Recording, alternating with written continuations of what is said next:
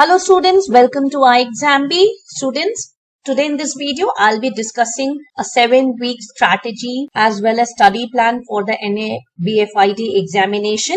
But before we move ahead with our today's discussion, let me remind you to subscribe to our channel and press on the bell icon so that you can stay tuned and stay updated. In case of any doubt, you can approach us through the email ID or the phone number which is displayed on the screen. So stay tuned and stay updated. As I already mentioned that today in this particular video, I'll be discussing about the NABFID, that is the National Bank for Financing Infrastructure and Development, the recruitment of analyst legal. इससे related एक 7 weeks की preparation strategy and study plan मैं discuss करने वाली हूँ इस particular video में, that how you should plan ahead. But before we move ahead with our discussion of the preparation strategy, the study plan, let us go through the important dates once. तो इसका online application अब begin हुआ था 23rd of October 2023 में and last date of application है 13th of November 2023.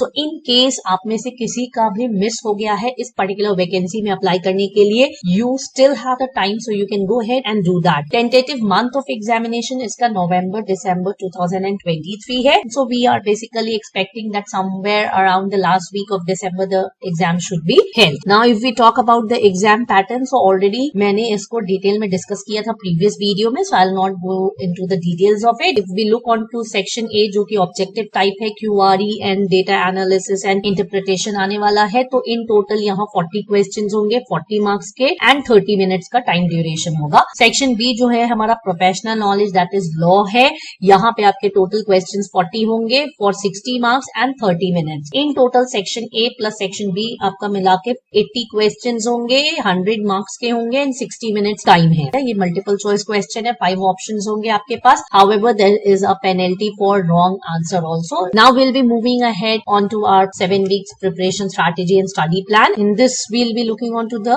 study plan. तो कुछ चीजें पहले in general common आपको मैं बता दूं कि ये जो study plan है ये focus कर रहा है आपके सभी subjects पे. आपका 7 to 8 hours of commitment कम से कम चाहिए. Rest depends upon your preparation level. English के लिए at least 1 hour daily आप दे दो. Then quant, reasoning, data analysis and interpretation for 2-3 hours and then law subjects for 3 to 4 hours. Actionables में सबसे important चीज है कि जब भी आप कोई टॉपिक स्टार्ट कर रहे हो, पढ़ रहे हो, तो ध्यान आपको देना है कि सारे कॉन्सेप्ट्स को आप थोरली समझ रहे हो, नोट्स प्रिपेयर कर रहे हो, अंडरलाइन कर रहे हो. दीज आर वेरी इंपॉर्टेंट ताकि आप लास्ट मिनट में रिविजन में इनको यूज कर सको एंड प्रैक्टिस करो questions as much as possible. हर दिन के एंड में एनालाइज करो आपने एंटायर डे जो पढ़ा है, how it has been and then what next you should plan ahead for the next day. Sunday you should devote to your revision. Now few things you can do on a daily basis apart from the things which we discuss. Daily revision होना चाहिए previous day work का. Practice कर सकते हो आप puzzle, seating arrangement, then data interpretation etcetera, then vocabulary that you should try to do on a daily basis. Now अब आप यहाँ देख सकते हो कि आपका सेक्शन ए आपका कंसिस्ट करता है QRE एंड डेटा इंटरप्रिटेशन का एंड सेक्शन बी आपका professional knowledge that is legal. तो ये आपका सारा यहाँ पे कवर्ड है. तो आप देख सकते हो कि यहाँ आपका वीक 1 है जिसमें मैंने फर्दर बाइफरकेट किया है डे वाइज. ओके, सो डे 1 में आप देख सकते हो रीजनिंग और इंग्लिश पे आप टाइम दे रहे हो. देन इंडियन कॉन्ट्रैक्ट एक्ट आप कवर कर रहे हो डे 1 एंड डे 2 में इंडियन कॉन्ट्रैक्ट एक्ट पे आप टाइम दे रहे हो. एंड सेक्शन ए में आप रीजनिंग कर रहे हो, इंग्लिश कर रहे हो जिसमें पैरा जंबल्स आप कर सकते हो या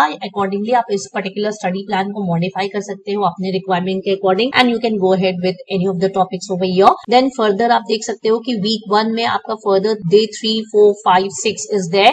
सो all these days there are certain subjects which are there which you have to study and apart from that आपका डे 7 जो है वो रिविजन पे है. So you can go ahead and do mock test and revision and all. यहाँ पे legal में आपका specific relief act, banking regulation, negotiable instrument, ये सब आप कवर कर सकते हो अपने वीक 1 में. एंड सेक्शन ए में ऑलरेडी आप देख सकते हो डेटा इंटरप्रिटेशन में भी यहाँ पे tabular graphs, number series covered हो रहे हैं. इंग्लिश में पैरा जंबल्स कवर हो रहा है. रीजनिंग में सिटिंग अरेंजमेंट्स हो रहा है. So accordingly you can go ahead and plan it out. Then accordingly आप वीक 2 में देख सकते हो डे 1 से लेके डे 7 तक का प्लान है जिसमें कि हर वीक में आप डे 7 देखोगे कि रिविजन एंड मॉक टेस्ट पे डिवोटेड है ताकि जितना जरूरी आपका पढ़ना है, कॉन्सेप्ट को समझना है, उतना ही ज्यादा आपका प्रैक्टिस रिविजन रिक्वायर्ड है. इसलिए 1 डे पर week you have to devote entirely for that. Then week 2 में आपका अगेन रीजनिंग में कोडेड इनइक्वलिटी है, देन इंग्लिश में एरर स्पॉटिंग है, यहाँ ट्रांसफर ऑफ प्रॉपर्टी एक्ट है, देन नेक्स्ट इज लीगल में FEMA, arbitration, companies act, and then यहाँ पे रीजनिंग, डेटा एनालिसिस, इंटरप्रिटेशन में line graph, bar graph, all those you can accordingly do. तो इस पर्टिकुलर प्रिपरेशन स्ट्रैटेजी या study plan को आप एज इट इज भी अडॉप्ट कर सकते हो। इसका पीडीएफ आपको इस पर्टिकुलर वीडियो के डिस्क्रिप्शन में मिल जाएगा, और you can modify it according to your needs, requirement, level of preparation, everything. Week 3 में अगेन आप देख सकते हो कि आपका सेक्शन ए में रीजनिंग कवर्ड है, इंग्लिश कवर्ड है, क्वांट का भी है, सो मिक्स एंड मैच करके आप अकॉर्डिंगली कर सकते हो। यहाँ पे कॉन्स्टिट्यूशन कवर्ड है, देन लॉ ऑफ टॉर्ट्स है, देन फर्दर आप देख सकते हो आपका वीक 3 में national bank for financing infrastructure and development act, क्योंकि इस पर्टिकुलर एग्जाम से रिलेटेड ये एक्ट है, तो ये आपको बहुत ही थॉरली करना है। देन आपका